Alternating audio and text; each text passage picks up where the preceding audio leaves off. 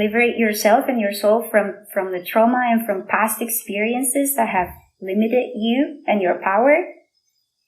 And that's like cleaning the space. And then to truly believe it, I think Heavenly Mother is more than willing to help you believe in yourself.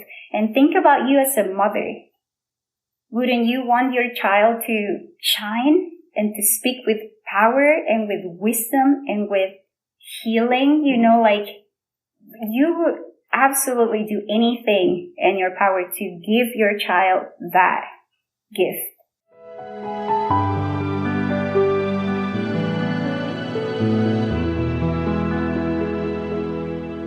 Welcome back to the In Her Image podcast. We are so happy to have you here listening with us. Kate and I are here together. We're your co-hosts, and we are here with a very special guest. She has an Instagram account called Her Mighty Works. And when I found this account, it was little teeny, and I watched some of Monica's videos, and there was just something about Monica, your face. I was like, there's a purity and an earnestness and a sincerity in this face. And I just had this feeling like I need to listen to this woman. She has important things to say. And I started following you, and sure enough, so much just wisdom has flown out of your lips and so much gold. And I'm really honored that we get to talk to you today. Our guest is Monica Alvarado. She is a Mexican living in China. She's been there for almost 8 years, and she teaches math at an international school, elementary math.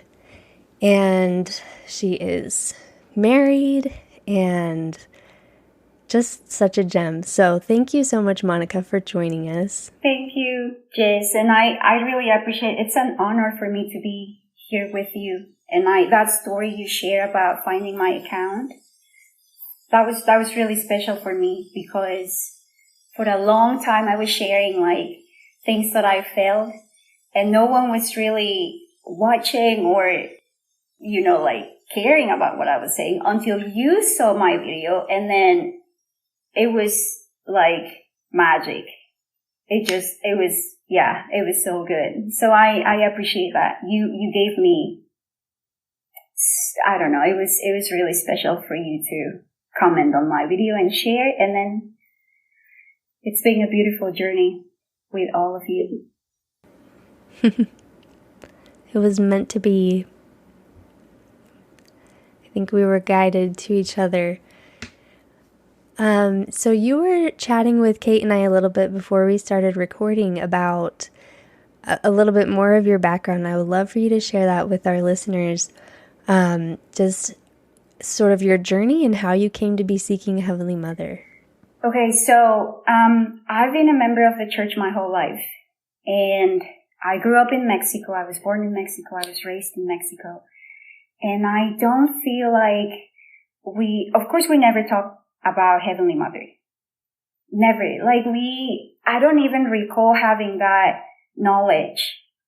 You know, like, it was not that no one was saying you're not allowed to talk about her, but we didn't have that knowledge. It was just not, it was not present. It was not ours. And so I was telling Kate, or I was telling you both, that last year my brother passed away. And so it was challenging because I'm so far away from home. And so my family, they were all together, and it was a very important moment in our lives, and I was so far away. And so I'm meditating, because that's like how I release my emotions and I find peace and I connect with myself. And so I'm meditating and I'm like praying for strength for my family and for love. And then I just felt like so much love. It was like, I don't know, it was a very spiritual thing, because I think it's hard to explain. what it was, but it was so overwhelming. It was peace, and it was love, and it was light, and it was everything that I needed at that moment. And so right after that, when I felt that peace and I felt so safe and so loved and so protected, then that's when I found Jessica's Instagram account. Is that Milk's Made Honey? Is that what it is? So I read some of her posts, and she's talking about Heavenly Mother, and I'm like, wait a minute, who's Heavenly Mother? How can I learn more about that? And so it was something that I couldn't stop talking about and learning about and hearing about. I was searching everything I could, and I read all the articles that she posted, and I read the references and some of the books and the scriptures. And then I was shocked at how she's everywhere. Like I said before, I found her in my scripture study. I found her in the songs. I found her in nature. And just that same feeling that I had that one time when I was meditating for my brother, I've had this same feeling thinking about Heavenly Mother and trying to find truth in the concept of having a mother in heaven. That same peace, that same love, that protection, that safety. And right now, to be honest, I found power. I feel more empowered as a woman, as a wife, as a teacher, as a role model for my students who are in a society that is challenging for women. It is very challenging. And so the way that I talk to them, the way that I model, the way that I teach, it's changing my life. This whole concept, this whole journey is making me a whole different person. And I am so grateful for that. Wow, that's beautiful. As you were talking, I was thinking about MacArthur Krishna, who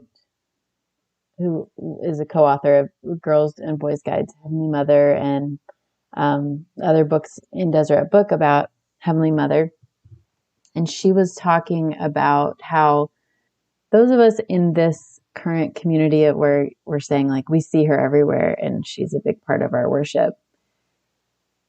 Elder Renlund's talk was like kind of there was parts of it that were kind of like, you're not saying enough about her, but MacArthur Krishna was saying in so many other countries too, like, that, like you said, a lot of people have never even heard of the concept or the idea of Heavenly Mother. And so like, what a great thing, like now I wonder, you said you had this experience like a year ago, kind of like stumbling upon this, and then it became like a huge thing for you. And I wonder how many other people now since last October, or was it spring? Wasn't that long ago, a few months ago, that are having that like experience. And I wonder if, maybe the reason I had heard about it growing up in Utah, we like heard more of the pioneer songs and stories. I don't know if that's a bad assumption or not, of Eliza R. Snow, who had written about Heavenly Mother, so I don't know why that is. I wanted to say, starting with your experience stumbling on Milkmaid's Honey, the account, what struck you the most?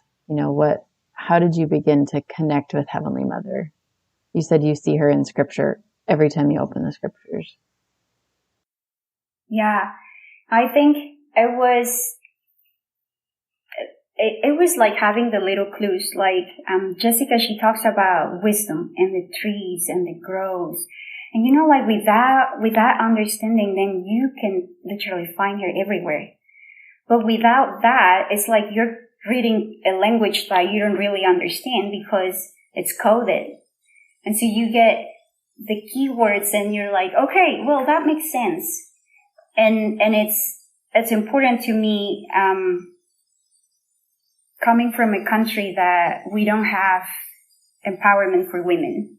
We, like my culture is very oppressive to women. My family, I grew up in a family that my mom was abused, and it was a difficult upbringing. And so, to me, finding like, okay, we have power, and we can access it, and we can use it to liberate other women and to raise a new generation, not only of girls like knowing who they are, but boys accessing that power too.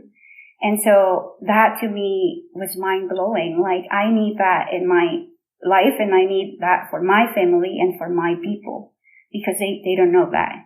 And so we have my country, it's a Catholic country. So most of the people, they're Catholics, and we have Virgin Mary, like she's worshipped widely, and she's important in my country. It's an icon. And so you will see that most men, they tattoo her image on their bodies, and she's important. But the respect for women and honoring women in real life is not happening.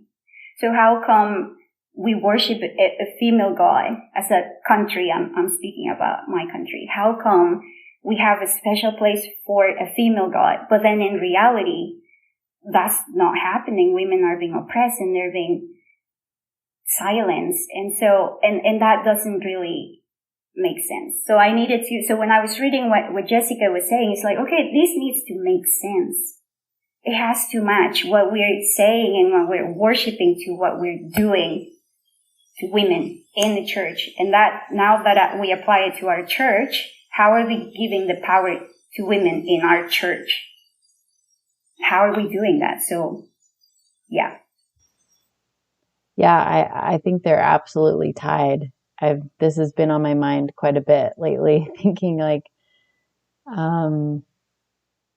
about how my search really began, kind of like yours, with just like, wait, Heavenly Mother? Wait a minute, what is this? And diving deeper and deeper. And now a few years later, I'm like, okay, well, this does not match up. This theology does not match up with the practices currently.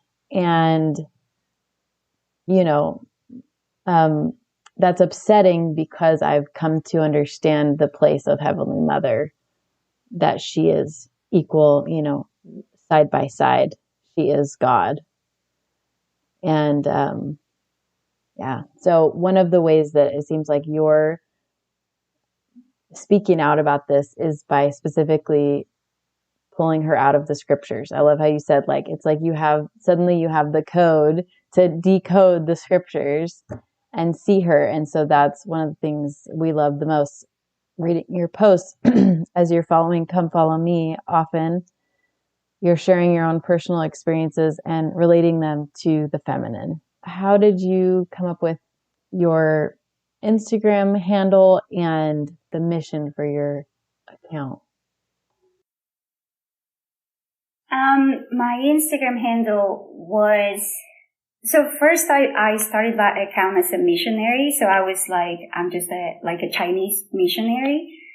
And then it was really quick, but I changed that. It was probably like 2 weeks after that, but I changed that. And then that was because I found all this content about Heavenly Mother. And so I began talking about that and about like female power.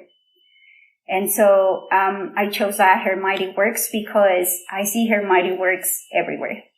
And like every female story it has been told from a male perspective.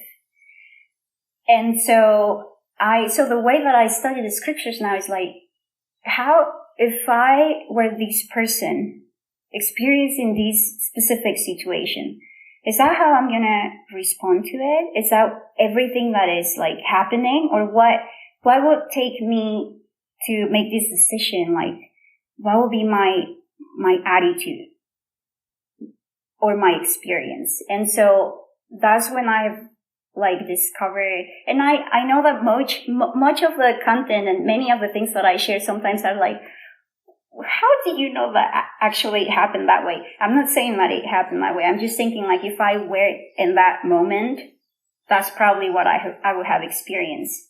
And the way that I have responded to that specific situation would be this way. And so I pray a lot about guidance from my ancestors. Like, if I like to know what their experience was. So rather than, like reading the book and saying like, okay, well, it seems like it was this way. Like, I pray a lot for understanding and like knowing that I believe that the stories of your ancestors are in your body. They're stored here because we have been passing on, like stories and emotions and good and bad things from generation to generation. And so I can access that knowledge. And so when I do that, what do I find? And that's when I write, and I'm like, I think my family would have done this. Or if I were that person, I would have probably said that. And that's how I find inspiration for my content. And I also find it liberating because my people have been silenced for a long time. So my mom and my dad, they're from a little town in Oaxaca, Mexico, that is one of those really poor places where civilization, the way that we know it, which is like the Spanish conquerors and all of these influence, it came late. So it's sometimes I believe that the people, my mom's and my dad's peoples, like they still preserve some of their wisdom, the ancient wisdom. And so when I was a teenager, I was ashamed of that because in Mexico we have this concept like these people, they're less and they're not educated and they're not civilized and they are not to be heard. And, and so you try to hide that. Like, I don't want to be labeled that. I want to be respected and I want to be listened to and I want to be safe. And there's a lot of hate, there's a lot of aggression, there's a lot of discrimination against like indigenous people. And so right now when I'm doing all this work, I've been connecting with them. And so some of the words that I've shared have come from my ancestors' wisdom. And so you see, like, this work is liberating them through me. And it's connecting us and it's giving them space to share what they experience and how they were oppressed and silenced and erased from the land. And so to me, that's probably my life's mission. Like, I have to connect with my people so that I can tell their stories, so that other people can take action too, and either connect with their own ancestry and tell their stories, or, like we have to start doing changes at the social level so that this is not happening any longer, because there's wisdom that we can access from our ancestors. That's amazing. I love that premise for your account, and your posts, they feel very well researched and scholarly and backed up. And also I feel this intrinsic wisdom that you're talking about. I would love to give our listeners a little taste of some examples. Would you like to share an example or two of maybe a couple of stories of one or two of the women in the Bible that you've learned about, and kind of share with us how that ancestral wisdom comes into play, and or you're putting yourself in the shoes of the people in the story. And just, do you want to kind of walk us through one or two of how they came to be? So, one that I can tell you right now, and it came to my mind right now. I wrote about the daughters of, and I'm not going to pronounce that right. Maybe we can add it later, but it's on the book of Numbers. And this is the daughters of one of the tribes that they didn't get married, and they didn't have children, and so their father passed away, and they had to claim like their rights. Like we don't have anything, and you're taking away our property, and we're not going to allow that to happen, right? And so when I was reading that story, first of all, I put vocabulary that belongs to us into that story. Like, you're an activist. You are a feminist. You're not conforming to the patriarchy because you're telling the system, you know what, these are my rights. This is my inheritance, and I'm not gonna let it go just because the system says that I should. And so when I do that, then I start seeing the story differently. Like, it is happening right now. Women are experiencing that right now. And so I think about people that I know, friends, family, relatives, even people that I've seen on social media and what they're going through. And it's exactly similar to this situation. And I start writing about them, like about this whole situation. And that's when I come up with stories. And then later on, I figured out that these women were actually, I need to look into that again, but I think they are related to the tribe of Manasseh, if I am not wrong. And that's the tribe that I belong to. And so their story is my story. And like I said before, I can access to that knowledge because we're related.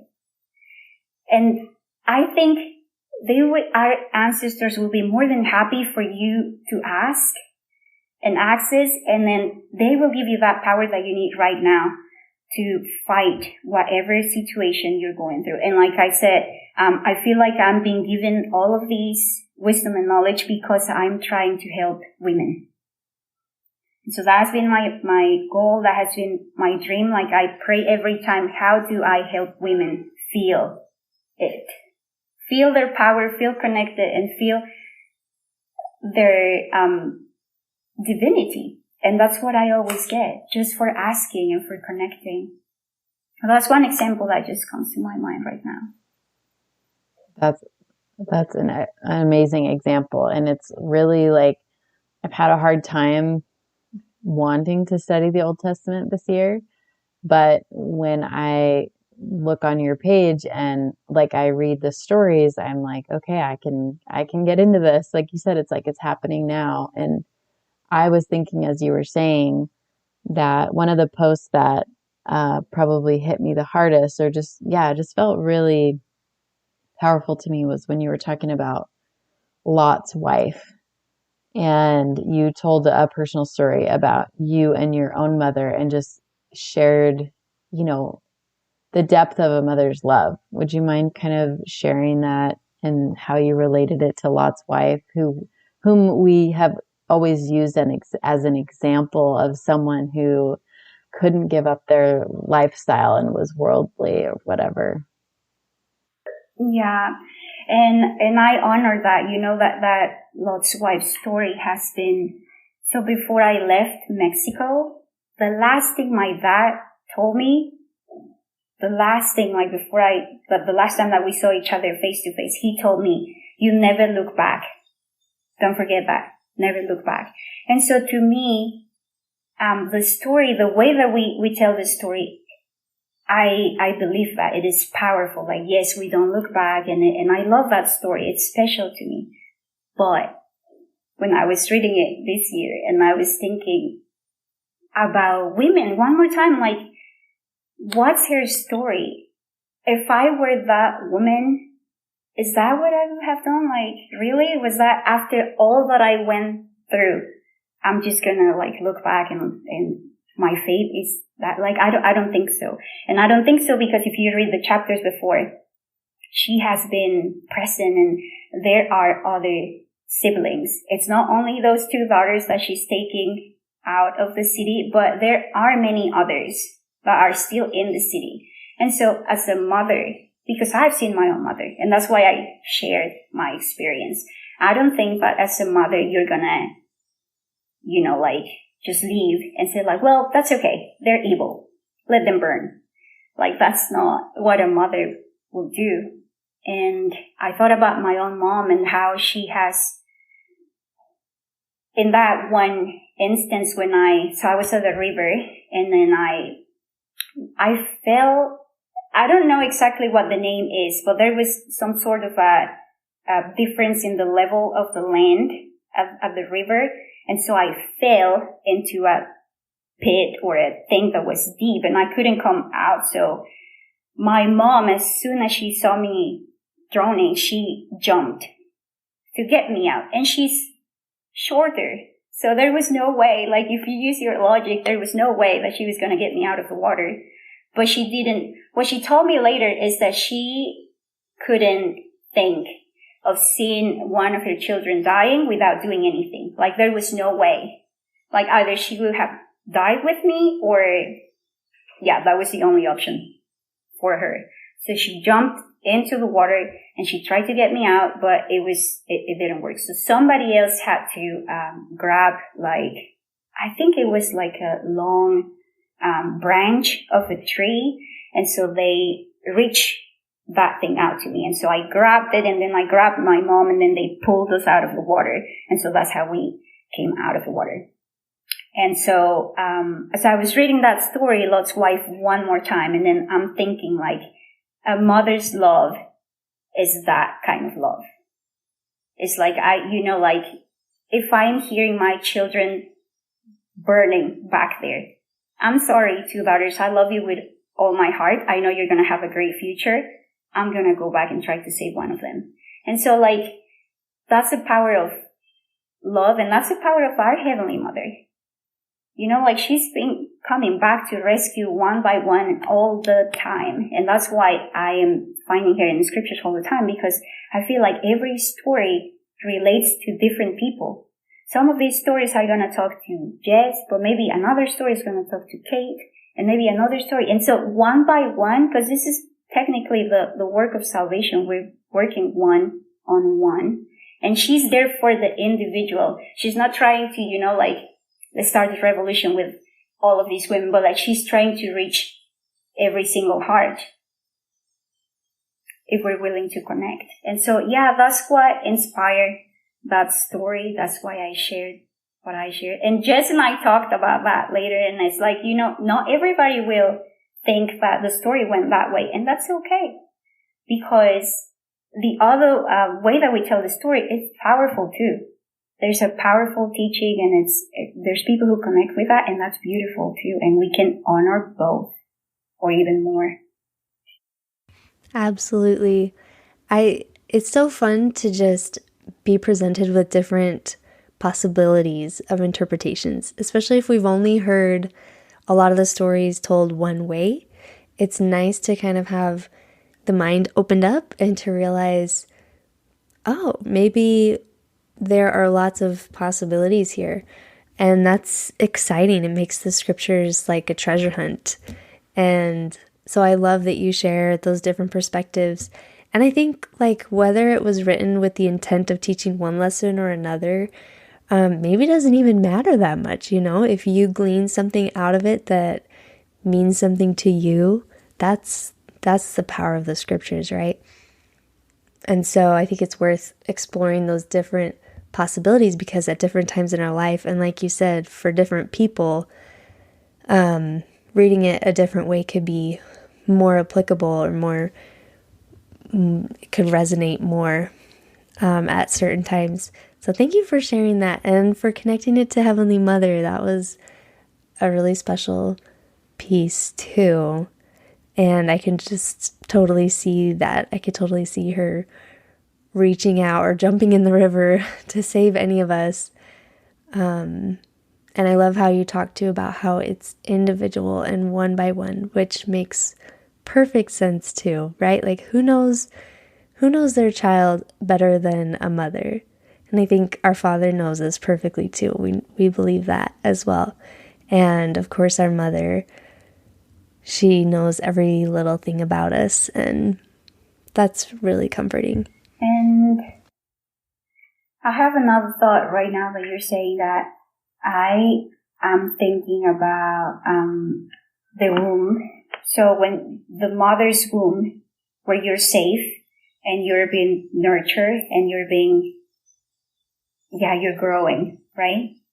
And so many of us, we have been talking about darkness a lot lately.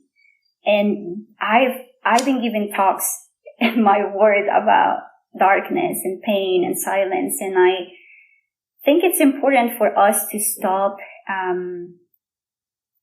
kind of like we see darkness through a very dark lens, like we are afraid of it. We don't want to talk about it. We only want to talk about the light. You want to stay safe in the light. And there's so much power in darkness. There's so much wisdom. There's so much feminine power that we haven't accessed just because we're afraid of it. And so yesterday I was thinking about how it is safe to be in darkness. It is safe because as human beings, we were developed originally, well, in the mortal sphere. We started in darkness. And there was silence and there was growth in that stage where we were safe in the womb of our mother. And we can go back to that anytime and as much as we need it. And so yesterday I was listening to someone saying that, like, every time you close your eyes and you connect back to your soul and to your inner self, then you're going back to the womb of your mother, where there is darkness, there's silence, there's only you and her voice. And how beautiful is that? You know, because that's where you are safe. In a world where we don't find safety anywhere else, nor on social media, nor in the real world, finding a place where you can connect with the divine in complete safety, being yourself, because you don't have to pretend that you're not what everything you are. I'm thinking about our brothers and sisters who are queer or who have a different sexual orientation. You know, you don't have to hide anything. You're you, and you're connecting with her who gave you life, who gave you birth, who is excited about you coming to life and saying whatever things you have to say. And so that is beautiful, and we can access that power, and we can feel safe in there. I just wanted to give a little plug too for Monica's, on her Instagram account. She also occasionally will do a meditation, and you posted one, I think last week, pretty recently, that was really, really powerful. It was like 5 or 6 minutes long, and Kate actually shared it. That's how I saw it, was Kate reshared it and said, lie down on the floor and go do this, you know, check out for 5 minutes. And so I did, and it was really beautiful. So that's another thing that I love about what you share on your account, and you talking about going into a safe space of the womb, and mentioning earlier how you do meditation yourself as like a form of, I don't know if you would call it therapy, comforting yourself when your brother passed away. That reminded me that you have some beautiful meditations too. So go and check those out. Where do you get your inspiration for those? Is it just come, it's like a journal writing, and then you're like, I need to record this?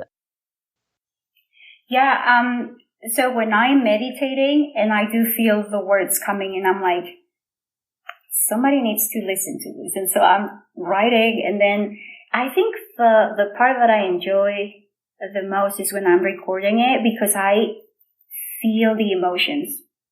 You know, when I'm meditating, then I do feel it, and I feel, but I get so excited about writing it and like sharing it, and like, but then when I'm recording it, sometimes I'm sobbing, and I'm like, wow, I wish I had heard this before, and I'm just feeling like, yeah, it's beautiful. I'm actually really grateful, you know, that I get to do the things that I do, because I think it's beautiful. It's a beautiful process. And I do also, one more time, I feel like every single woman in the world, and also men, we do have access.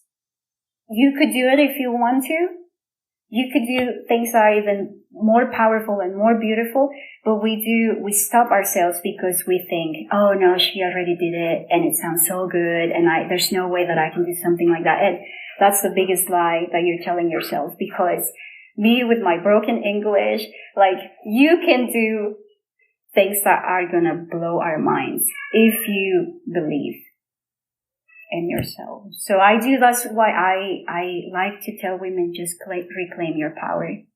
There's going to be things that are going to blow your mind and you don't think that you can do right now, but you can.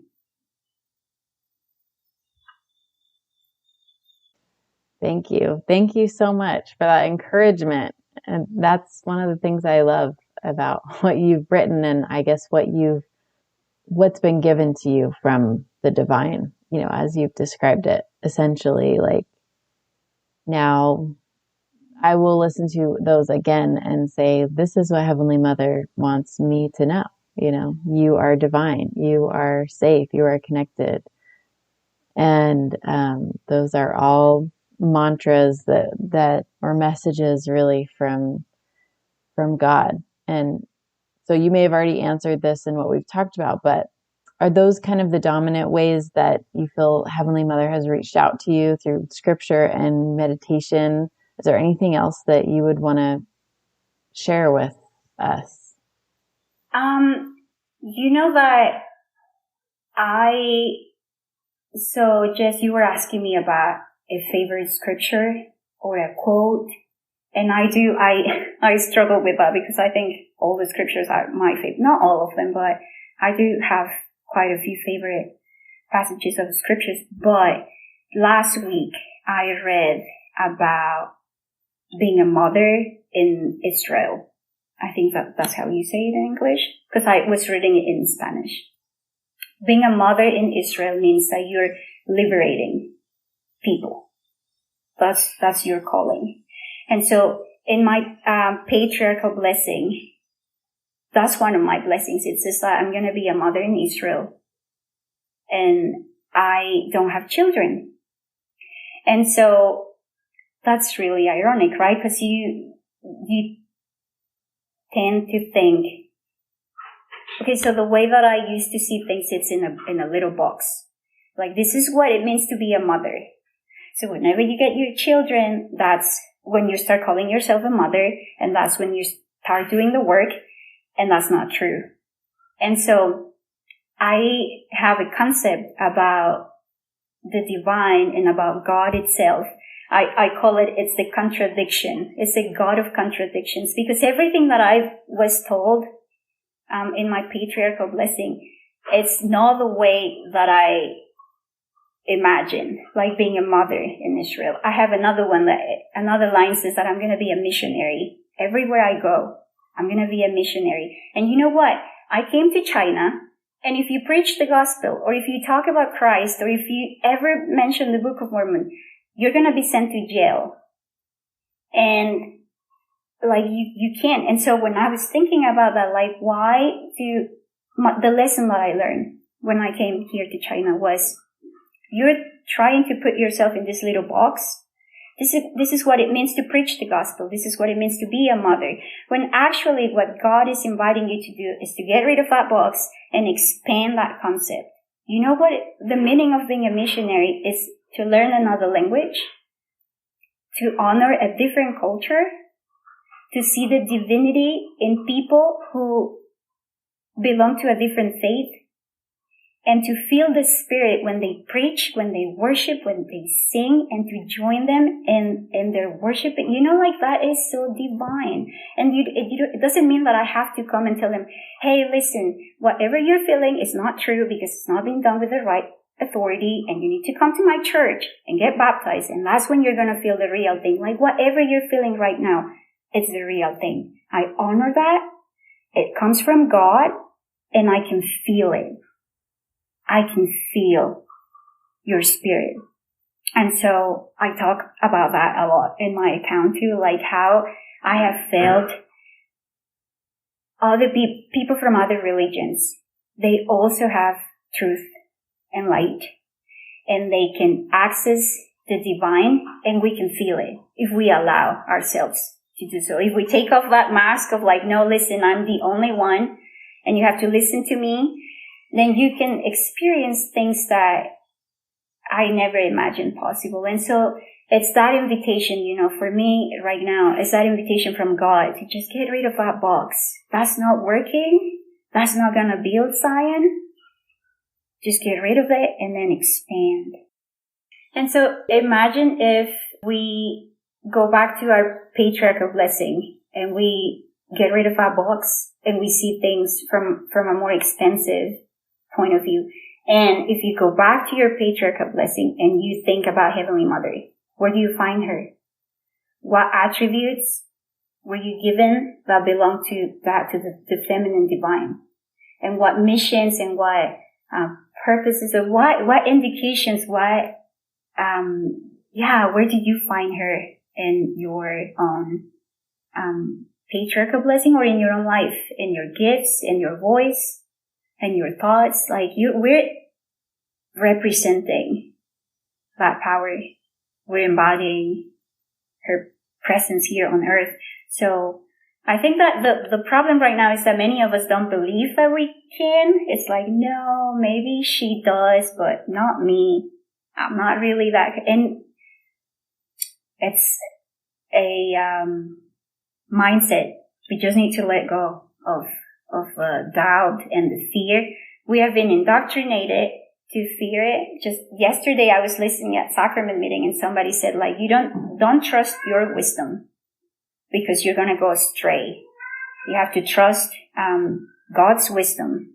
But God's wisdom is my wisdom because I'm a child of heavenly parents. So if I don't trust my wisdom, then what's going to happen to me? If I don't trust my intuition, how am I going to guide my children? And how am I going to deal with my own issues? I cannot send a letter to the prophet every time to ask for advice. I have access myself. So yeah, we need to trust ourselves more. That is so powerful. Thank you.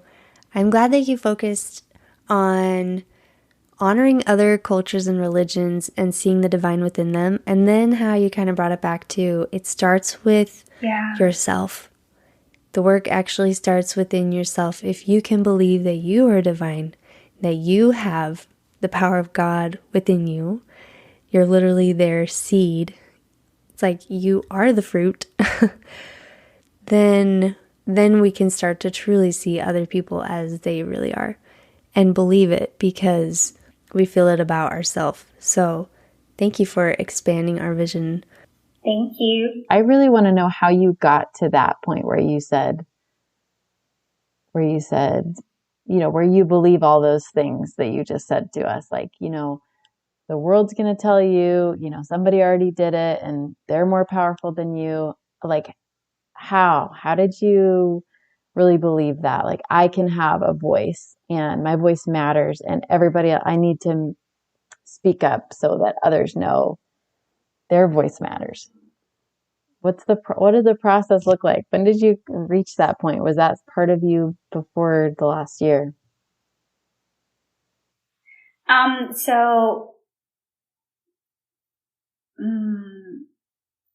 felt like, when my brother passed away, there was a lot of pain and I didn't know many things. It was like this yearning for more. Like I need more, because to me, pain, which is another topic that people don't like to, experience pain. And I gave a talk also about that. And I said, we're the generation that we're pain intolerant. We have pills for everything. So you have a headache, get the pill and keep going. And we don't hold space for the message that pain has for you. And so when my brother passed away, I sat down with that and I'm like, what do I want to do with this? Because it feels like a hole in here. And I don't want this to destroy me. And I know that I can use this for something, but what can I do with it? And so what I did was like, I prayed and I asked the divine and I asked God and I asked my brother, can we work together? Okay, so my brother is now in the spiritual realm and I'm here, but I want to know. I don't want to know what's happening there, but I want to know what can I do here so that I can help them. And I want you to help me. So, like I want to build a bridge between both worlds so that we can help each other, because I know that you need me, but I also need you. So work with me. That's the exact words that I said. Can we work together? Just work with me. Teach me what do I do? How do I do it? And so that was the first thing. Like, that's how I see it. Like the work that I am doing is technically helping both sides. And when I say both sides, I'm talking about the future generations that are not here yet, and also the previous generations. They left, but they need our help. So that's why I talk a lot about ancestry and like family history work. And then the second thing I needed to do was I needed to let go of my trauma experiences and I think that probably is going to answer your question, Kate. When I began doing somatic work to liberate the trauma that I had, because I grew up in a very abusive family. And then I had problems with my self-esteem for like my whole teenage years. And I did a lot of crazy things just trying to, feel seen and valued and loved. But I didn't love myself, so that was a problem. And so I think when I began doing that healing work and I let go of that trauma, then that just gave me all the power to do the things that I need to do. And so many of us, we're thinking like, well, I cannot do it. I don't believe in myself. That's because you're carrying trauma, but it's telling you like, no, you're not. You're not able. You're not capable. You are not worthy of or worth of these things. And so do the healing work. Liberate yourself and your soul from the trauma and from past experiences that have limited you and your power. And that's like cleaning the space. And then to truly believe it, I think Heavenly Mother is more than willing to help you believe in yourself. And think about you as a mother. Wouldn't you want your child to shine and to speak with power and with wisdom and with healing? You would absolutely do anything in your power to give your child that gift. So believe it. If you ask for it, you're going to have it. But you need to be in the space where you're healed enough to do it. Thank you. That's so helpful to have kind of a glimpse of how you actually came to be where you are right now, and what kind of work you had to put in, and to know that it is work. It isn't just okay, now I just believe and so I can. It's why do I have these false beliefs and where did they come from and how do I root them out? And it takes work and it's so hard. And I'm reminded of what you said about darkness and pain, and I think it all ties in, but those are definitely messengers that can help us learn where we have work to do internally. And then bringing it back to Kate's question of our final question is, what has Heavenly Mother taught you? And we've kind of touched on some things, but to kind of wrap it up in like a nice closing way of, how would you kind of summarize what she has taught you? How she's changed you. How she's changed you. Sorry, I'm out of practice. Forgot our question. So I think there's a trend right now, like people telling what you would have told yourself if you were, or like when you were 10 years old, like, what will you tell yourself? Like, would you be proud of who you are right now? If I go back to my old self, and when I was a teenager specifically, I was really shy.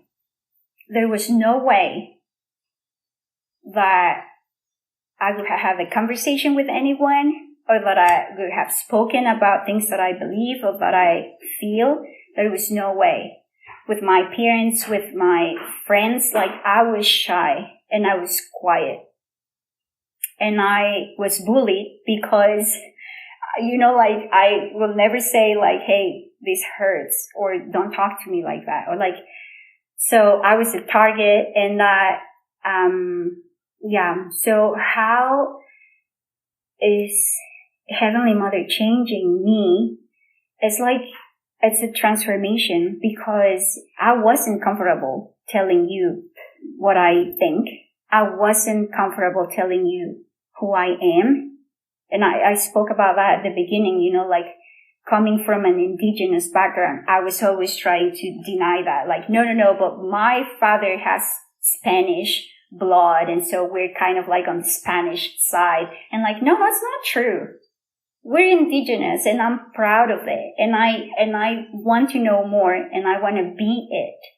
And so it is changing me, because it's giving me that power to reclaim who I am without feeling shy, without feeling embarrassed, without feeling that I don't deserve it. It's transforming my reality, because now I can feel confident to ask and to connect with my ancestors. Like before, if I was so ashamed of who I was, then I wouldn't claim that. I would be like, I don't want to know more.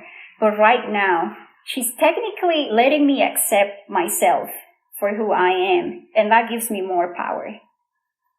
And so I'm really grateful for that, because now I need to go back to my country and tell every woman that I know and that is related to me, like, guess what? You're amazing. And you're indigenous, and guess what? Heavenly Mother is proud of you. And this thing that we have, this knowledge, this background, this wisdom that our mothers and our great-grandmothers and our mothers, like, way before us had, they want to pass it on to us. And we can be guardians of that. So it is a beautiful work. I feel like she is inviting me to do something that's going to heal my people, that's going to keep our wisdom safe, that is going to liberate us from all of this oppression, that it's not only a systematic oppression, but now it's in our minds. We don't believe it ourselves. We don't believe that we are worth of power and of having a voice and of having a presence. We don't believe it because since we're born at school, we're told, like, you're not. And so we have to let go of that. And she's giving me that chance. She's giving me that power. And I'm so grateful for that. It's gonna change my future. It's gonna change my people's future. And the support that I get from you guys, makes a whole difference. Because you're not supporting only me, this person like you see right here on the screen. You're supporting my people. You're liberating them. You're listening to their stories, and you're giving them their power back to be who they are. And so it's a beautiful work, and I'm so grateful for it. Thank you. That's Does amazing. that answer the question? Yes. That was perfect. And I think just who you are is a testament to the transformation that's taking place. Mm-hmm. It shows, it glows. So thank you so much, and thank you for getting up and talking with us in the morning on your side of the world, in the evening on our side.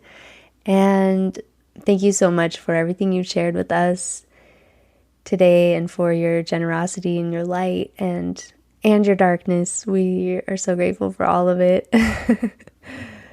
So thank you, Monica. Thank you. Thank you for listening. If you've enjoyed this episode, we hope you'll share it. And if you haven't yet, please leave us a review. If you'd like to support the podcast, you can make a monthly donation at anchor.fm/inherimage. We hope you'll tune in next Sunday for another inspiring episode.